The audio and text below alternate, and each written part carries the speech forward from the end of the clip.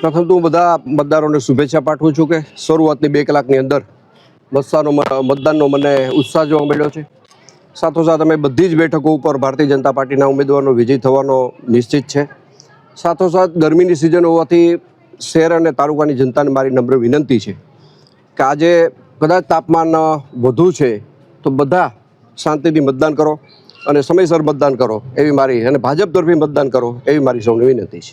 આજે સ્થાનિક સ્વરાજ્યની ચૂંટણીમાં ગોંડલમાં શાંતિપૂર્વક મતદાન થઈ રહ્યું છે અને દરેક મતદારોને અપીલ કરું છું કે દરેક મતદારો આ ચૂંટણીનું પર્વ છે એટલે દરેકે મતદાન કરવું એ નૈતિક ફરજ બને છે. તો દરેક મતદારો મતદાન કરે વધુમાં વધુ, અને કોઈ મતદાર મતથી વંચિત ન રહે એવી સમગ્ર જનતાને મારી અપીલ છે.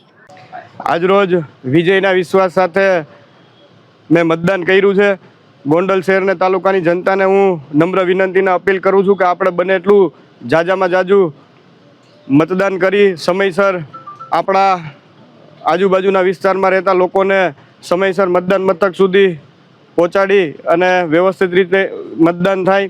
અને હું 100% આજના દિવસે મને વિશ્વાસ છે કે ભાઈ અમારા તમામ ભારતીય જનતા પાર્ટીના ઉમેદવારોનો 28 તારીખે ભવ્યથી ભવ્ય ઐતિહાસિક વિજય થવા જઈ રહ્યો છે.